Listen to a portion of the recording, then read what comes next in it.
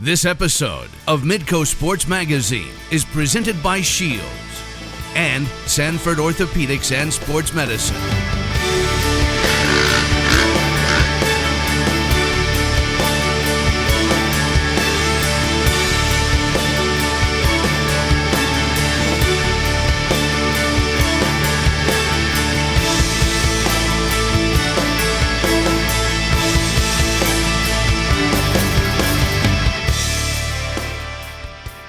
Hello again, welcome to Midco Sports Magazine. It is November, getting into basketball season, and we've got two great hoops stories this month, including this one. Mike Daum has become a hoop hero at South Dakota State, but he had a hero growing up as well. David Brown explains how Daum's hero not only told him to clean up the glass, but also to clean up his room. Kimball, Nebraska lies on the far western edge of the state. Mainly a farming community, it's known as the high point of Nebraska, but one of its homegrown athletes is challenging that moniker.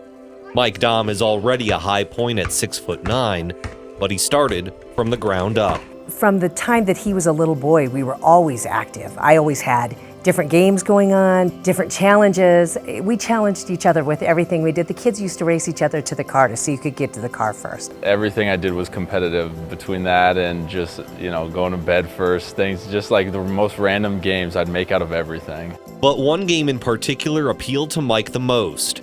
It's the one his mom played at the University of Wyoming and was more than happy to teach her son. My claim to fame with Mike is his shot. I taught him how to shoot. When he was little, we used to literally lay on the floor teaching him the flick, and it's all wrist. It's not your elbow. It's all wrist, and it's getting backspin on the ball. And the more backspin you can get, the softer that ball is going to be around the rim. We had this game where we laid on the bed, and you had to flick it to your partner, flip over each other, and then she'd do the same, flick it and flip over, and then we just kept going back and forth. And we had so many fun shooting games we just did in the house. Teaching is one thing, but competition is a whole nother ball game. You see, Michelle Daum, then Michelle Hoppus, wasn't just some player at Wyoming. She left the school as their all-time leading scorer and rebounder. It was when we were playing one-on-one and she was just beating the crap out of me. I'd take it to him every time. Absolutely, absolutely. I would get heated, kick the ball when I was done, because I was like, first off, it's letting a girl beat me. Second off, it's my mom.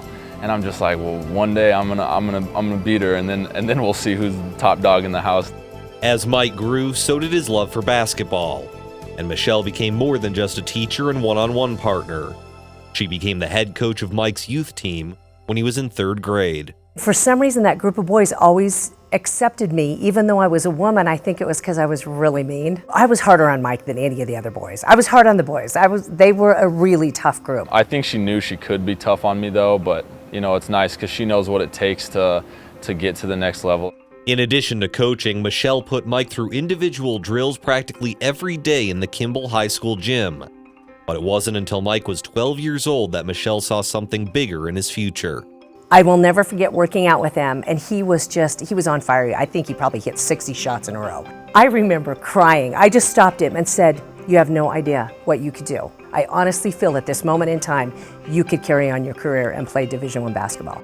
Michelle's formal coaching stopped when Mike entered high school, but her presence in his basketball life only grew. She would drive him more than 100 miles each way to his AAU team in Fort Collins, Colorado, and the individual sessions would continue throughout the year, whether Mike was playing AAU or for Kimball High. You have to keep working at it. You can't ever rest on your laurels, because I said there's always going to be somebody out there that's better. We would go and work out almost every single night, just us two. And she always had new drills that she was getting from my AAU coach, or that she'd create herself. And she was always pushing me in different ways I didn't think I could be pushed. By his senior year, Mike had more than 10 Division I offers, including one from his mom and dad's alma mater. I always believed he needed to set his own path. It didn't matter that both Mitch and I had gone there. I really firmly believe that he needed to make those decisions on his own, and that was part of his growing up. I never actually took a trip to Wyoming, and when I came up here, the players here were great, the coaches were phenomenal. It was just a better atmosphere for me here. After redshirting his true freshman season, Mike finally got a chance to hit the court at SDSU in the fall of 2015, where he led the Jacks in scoring and rebounding while starting only 2 of 34 games. I was trying to do whatever Coach Nagy said. I was trying to keep a level head through the whole thing, and you know, I was really taking criticism from seniors, and I just wanted to feel out how everyone was going to be, and I was just trying to play as hard as I can, make the most of my minutes when I got in there, and it worked out for me. After leading the Jacks to another NCAA tournament berth, the future for Mike looked brighter than ever, until Scott Nagy, the man who led him to SDSU, was led somewhere else. It was really difficult because it's like the coach that brought you to this school, made you love this school, been with through a year, and it was kind of a blind side. I think there was a moment where you feel kind of betrayed, you know, by that. But at the same point, we are a pretty glass half full type of family, and you take it and you go, there's a reason. There's got to be a reason for it. Rumors not only swirled about who SDSU's next head coach would be, but if Mike would even be around to see him. But when the Jacks hired former Iowa State assistant TJ Otzelberger, the decision on whether to stay or transfer was clear. I knew that the moment we brought him in and he talked with us, I was like, if this guy's our head coach, then we're going to be just fine. I think it's a blessing in disguise. I think it's going to be a really good fit for Mike and the entire team. I have such a great team chemistry here, and the fans are so great here, and we have such a camaraderie in this community that I just felt like there was no way I could leave. Now in his sophomore season, the question is, how can Mike follow up such a remarkable start to his career? The answer goes all the way back to the 7th grade, when Mike finally conquered his basketball hero. We were playing in the high school gym, and I was just like, all right, let's just play one-on-one. Like, we haven't played in a while, so we played one-on-one. I finally beat her, and I was like, yes. I was so excited, and I think she was really upset. Like, she was actually mad. But then I told him that you're going to keep growing, you're going to keep getting better, and when you can beat me, legit, it's going to mean that much more to you. So no, I'm not going to just let you win. I'm never the best. Like, I'm never going to be on top. Like, for me, I'm always at the bottom. I always have stuff to work on. So I think that just keeps driving and motivating me to just keep getting better every day. And joined now by David Brown. Going to be so fun to see how Mike does in his sophomore season. And he had the basketball influence at home, but he had some football influence at home as well, didn't he? Yeah, you saw his mom was obviously a college hoop star at Wyoming. His dad also went to Wyoming, was a tight end in Laramie, had a little run in the NFL in the late 1980s. So Mike played football growing up. His parents said he was basically the quarterback of his Pop Warner team, but as he started growing, his parents kind of decided basketball would probably be the better option. Not a lot of 6'9" quarterbacks in the NFL, Tom. Good call. Thanks a lot, David Brown. Up next, a young man in Fargo who found a hoops home at North Dakota State. Gave it all up, but is now back with his Bison family. Midco Sports Magazine on Midco Sports Network is presented by Shields and Sanford Orthopedics and Sports Medicine. Welcome back. There is a lot going on with college athletes these days. You got games and practice and study and travel and meetings. And in some cases, like Carlin Dupri at North Dakota State, their kids and families and choices and agonizing life-changing decisions. Here's Brian Shawn with that story. The path to North Dakota State University wasn't an easy one for senior guard Carlin Dupri. The journey has involved overcoming obstacles growing up in the city of Milwaukee, Wisconsin. Tough neighborhoods and tough people. But for Dupri, it was all he knew. Honestly, when you live in it, you just don't really realize it. I really didn't start realizing until I came here, like how different it was. I mean, it's a community full of violence. Fortunately, Dupri was able to avoid distractions, thanks to support from his family and friends. It was a strong network that helped keep him on the right path. I knew if I wanted to get where I wanted to go, I had to do that for not only for myself, but my family. He blossomed in high school, garnering college interest from a number of schools, which included NDSU. His initial reaction wasn't all that positive. When they sent me the interest letter, I tossed it away. I'm like, I don't think I'm going there. It was one of those things, you 17 years old, like, I don't think I'm gonna move that far from home. After a visit to Fargo, Dupri changed his tune, committing before he left town.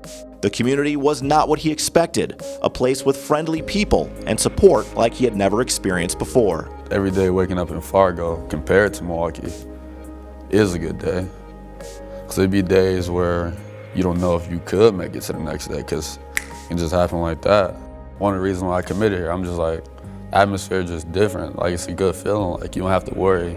There's just way more depth to him than on the court. He just remains so humble, and he's really, again, you go back to, you know, where he came from, so to speak. He just really never made any excuses. And maybe the biggest thing of all, he's been so appreciative of everything along the way. As Carlin acclimated to life in Fargo, he also adjusted to life as a college athlete. An injury slowed his progress his freshman season, and playing time was sparse. But on the biggest stage in the NCAA tournament, he made his mark, scoring 4 of the biggest points in NDSU basketball history against Oklahoma in overtime.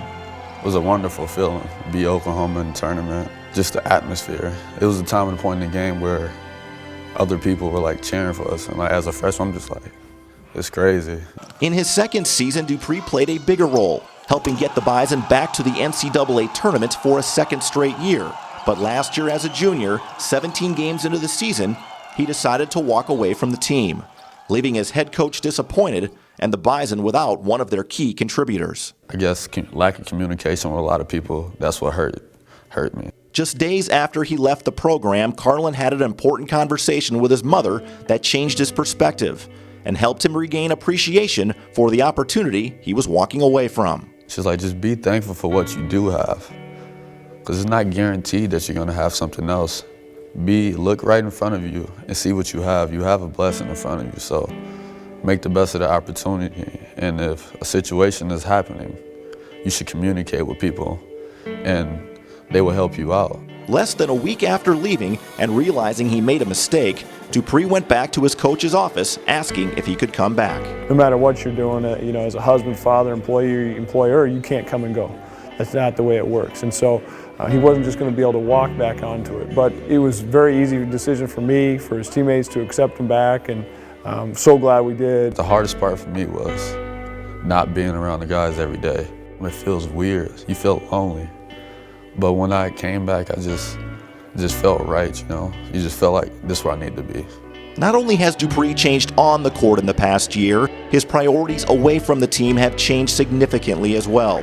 His baby girl, Kaylin, was born in November of 2015, providing a different outlook for his journey in life. Seeing the full development of a human's life is a different type of view. It's probably the most beautiful thing in the world, just watching somebody grow and you playing a big part in that. He's a tremendous person, that'll never be doubted, and he's going to do great things on the court. And when the ball stops bouncing, he's going to be so successful in life. So happy that, you know, I've been able to spend the last 3 years and going into the 4th year with him. He's made me better.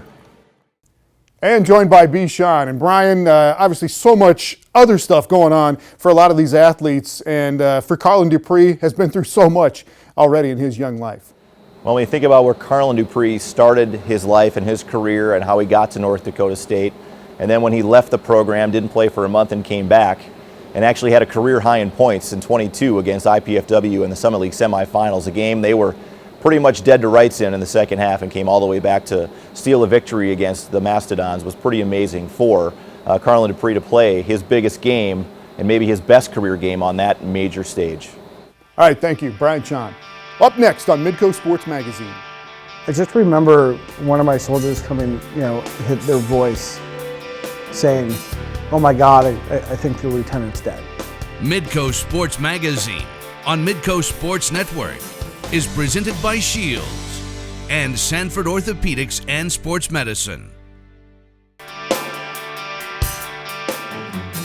Welcome back. You never know where life is going to take you. DJ Skelton is a former high school wrestler from Elk Point, South Dakota, now lives in California. And it's the 20 years in between those two homes that have made for one incredible life story. Here again is David Brown.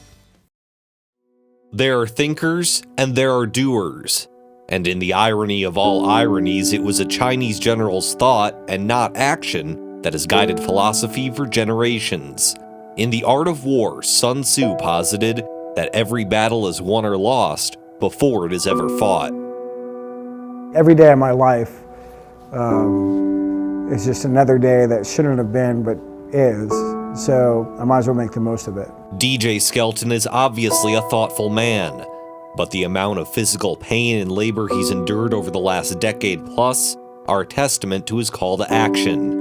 Introspective yet reserved, DJ was surrounded by an idyllic childhood, in the small town of Elk Point, South Dakota.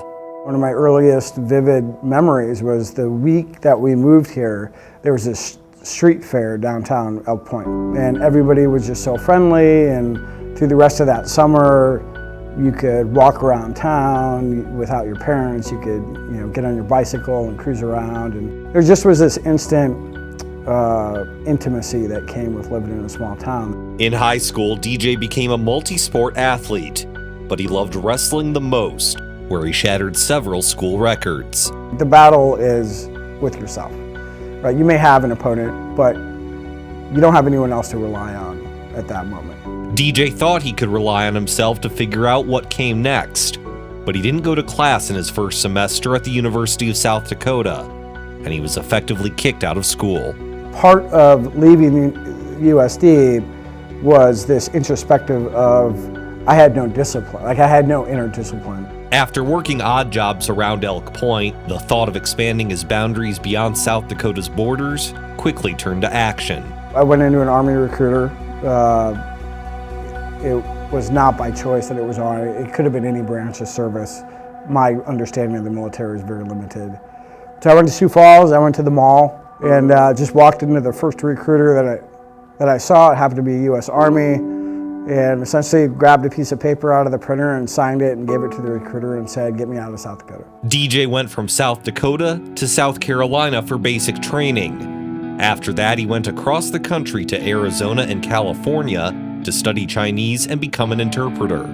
The change in scenery also changed DJ's attitude, and his hard work was noticed by his superiors, who asked him to become an officer. You had to figure out how to dig deep inside and to want to improve and want to perform better than the people to your left and right. In the summer of 1999, he was off to West Point in New York, but it wasn't until 2 years later that DJ truly understood why he enlisted. West Point Military Academy lies right on the Hudson River, and one of the planes that crashed into the World Trade Center actually just tracked and followed the Hudson River.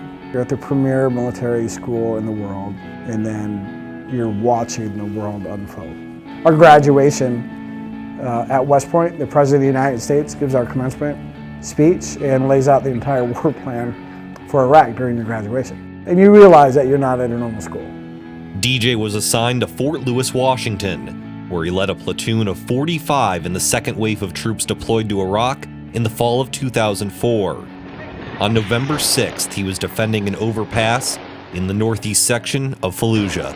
An RPG came in and hit the cement pylon. So the majority of my injuries were from the shrapnel from that RPG hitting and then pieces of it breaking off. The head of the RPG broke off and went through my right leg. So I got shot about a half dozen times throughout the body. I got shot in both arms. And one of the more devastating injuries that I still deal with today is a piece of shrapnel went in through my right cheek, destroyed my entire upper mouth, upper jaw, and went out my left eye. So my eye was actually an exit wound, not an entry wound. The devastation was immense, but at the time, it was all a blur.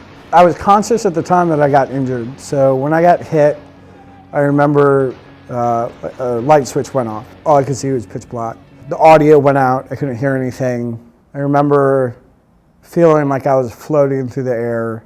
And then all of a sudden the audio came back on and I could hear the sounds of the battlefield. I just remember one of my soldiers coming, hit their voice saying, "Oh my God, I think the lieutenant's dead." And then all of a sudden the pain switch went on and I felt the most excruciating pain I hope to ever feel in my life. DJ woke up 1 month later from a drug-induced coma at Walter Reed Medical Hospital in Washington, D.C. His very first thought, getting back to action. I felt like I had lied to all my soldiers. I felt like I had made this promise that I was going to be there, lead them through this thing called war. Despite all his injuries, it was DJ's pride that was wounded the most. He may have been stubborn, but he was also determined. I was an inpatient for a long time. I was an outpatient for 4 hours, which is as long as it took me to pack my bags, go to the airport in Washington, D.C., and fly back to my unit in Fort Lewis, Washington. I could barely walk, definitely couldn't run. the wounds were still pretty fresh by the time I showed up. DJ had no interest in being a mascot or a symbol. He truly wanted to serve on the front lines. But the Army Medical Board said otherwise. So the Army did this with me in 2005 in the summer and came back and said, you know what, DJ, you're too broken. There's nothing you can do to contribute to the U.S. Army. You have to leave the Army. And I took personal offense to this. He may have been offended, but he didn't accept it. For the next several years, DJ worked in Washington with the Pentagon, crafting new policies and laws to help wounded warriors like himself. But being a pencil pusher finally pushed DJ back to his original goal. I was like, if I'm going to stay in the Army, I'm going to go do what I wanted to do in the first place, which is go back to the infantry and serve. DJ quit his job, but not before getting encouragement from the Army's Chief of Staff. He goes, go back to Fort Benning and learn how to be an infantryman again, and we'll support you. In January 2011, DJ rejoined his original unit in Afghanistan. 12 of the 45 soldiers from his first tour were still around. And was able 7 months later to join them on a plane and bring them back from the combat zone back to their unit, which was in Germany. For me, that experience was kind of the closure that I needed. DJ's Army career had come full circle. An individual quest had been fulfilled. Thoughts had turned into actions, which would guide his next step up the steep mountain of redemption. Yeah, right? When I was enlisted in my time at West Point, I spent a lot of time rock climbing. And that was kind of my balance in life, right? Yeah, you work hard and you need to play hard equally. And so for me, that was my balance. During his time in Washington, DJ got involved with the nonprofit Paradox Sports, which helps disabled people participate in outdoor activities like rock climbing. The paradox is self-explanatory, but also deeply personal to DJ and other wounded warriors he encountered during his recovery. Here, doctors and society and people around them would be telling them all the things that they can't do. And here we are rock climbing, which is something that most able-bodied people can't do. During the year, DJ and others with Paradox hold climbing events across the country. It's a community atmosphere designed to help individuals maximize their potential. Activities like rock climbing, there's nobody else to carry the load if I fail. So if I'm trying to rock climb to get to the top of something and I decide to only give 90% effort and I don't make it, my partner can't get me there. From a personal standpoint, DJ's partner Tucker has been as solid as a rock. With a wife and new son at home and a future filled with all sorts of possibilities, DJ Skelton will have battles both personal and public for the rest of his life. But as The Art of War indicates, he already knows the result of those battles. It's something he'll continue to grapple with day after day. I've served with far better people that should have come home and I shouldn't have. But that's not how life works out. So the best that I can do is to take the fact that I'm here today and figure out how to make it worth it. How to make their sacrifices worth it. Because I'm the one that got to come home.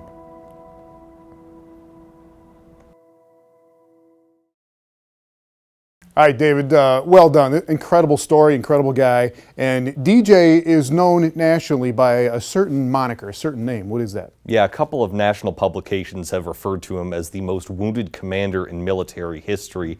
And it's a moniker that he honestly doesn't like. For one, he's had more than 75 surgeries. So he understands why he has that moniker. He just personally doesn't like it because for him, there's no way to know if he's the most wounded commander. And second, it's not really something he wants to be known by. Every wounded warrior sort of has a personal journey, and he wants his to stay personal. All right. And his military career is probably going to be ending soon? Yeah, he lives in Monterey, California right now, plans to retire from the Army officially at the end of 2016. Doesn't really have a concrete plan after that, but as you saw, he has a new family, and so his life is moving in the right direction. All right. Thanks a lot. David Brown. Our thanks to Mike Daum and Carlin Dupri and DJ Skelton. You can find this episode and all the episodes of Midco Sports Magazine on YouTube. This has been Midco Sports Magazine, presented by Shields and Sanford Orthopedics and Sports Medicine.